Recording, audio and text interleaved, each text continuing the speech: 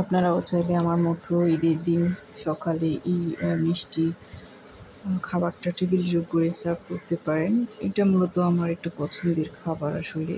এটা হচ্ছে মিষ্টি পুলি, নারকেলের পুলি। তবে এটা বানানোর একটা প্রসেস আছে যেটা আমি আপনাদের সাথে শেয়ার করব। প্রথমে হচ্ছে নারিকেলটা আমি গুড় দিয়ে হালকা আছে একটু রান্না করে রাখবো, জাস্ট একটু গুড় আর নারিকেল মিক্স করে, আর কোনো কাজ নাই, হালকা আছে একটু রান্না করে। তারপর হচ্ছে চলে গেলাম চালের গুঁড়া প্রসেস করতে। এই যে প্রথমে পানির মধ্যে লবণ দিয়ে দিয়েছি, এখন দিয়ে দিয়েছি চিনি, স্বাদ মতো চিনিটা একটু মিষ্টি করে দিয়ে দিতে হবে যেহেতু মিষ্টি পুলি হবে। এখন দিয়ে দিব আমি এখানে প্রথমে চালের গুঁড়া। এটা আসলে আটা অথবা ময়দা দিয়ে বানাই, কিন্তু সাথে একটু চালের গুঁড়া দিলে এই নাস্তাটা খেতেও ভীষণ মজার হয় আর খুবই ভালো হয় আসলে। 1 কাপ চালের গুঁড়া, 1/2 কাপ দিয়েছি আমি এখানে ময়দা। হালকা আছে এটা একটু রান্না করে নিব। এই যে নেড়ে চিড়ে যখন পানিটা একটু শুকিয়ে যাবে, তারপর হচ্ছে আমি একটা ঢাকনা দিয়ে ঢেকে রাখবো কয়েক মিনিট।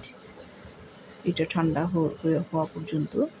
খুব বেশি ঠান্ডা করতে নেই, হালকা একটু কুসুম গরম থাকতে এটা মেখে নিতে হবে। এই যে হয়ে গেছে। এখন আমি একটু ঢাকনা দিয়ে ঢেকে রাখবো কয়েক মিনিট। এরপরে হচ্ছে আমি নাস্তা বানাতে চলে যাব। দেখেন একদম সফট একটা খামির হবে। এখন এগুলার রুটির মতো করে ছোটো ছোটো করে বেলে নিব।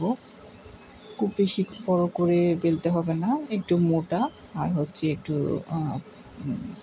ছোট ছোট করে বেললে দেখতে সুন্দর হয়।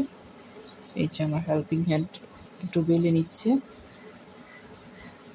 এখন হচ্ছে আমি বানাতে চলে আসতেছি। এই যে এভাবে করে মাঝখানে একটু পুর দিয়ে বাস এভাবে একটা ভাঁজ দিলেই হয়ে যায়।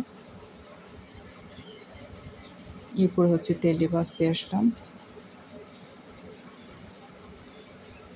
মূলত হচ্ছে এটা আপনার আটা ময়দার সাথে একটু চালের গুঁড়া দেবেন, তাহলে এই পিঠাটা খেতেও মজা হবে আর এই পিঠার যে টেক্সচার সেটাও খুব সুন্দর হবে।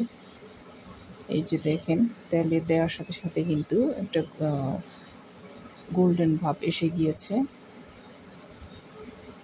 এটা অবশ্যই চিনি দেওয়ার কারণে। আমার সবগুলো এভাবে করে ভেজে নিলাম।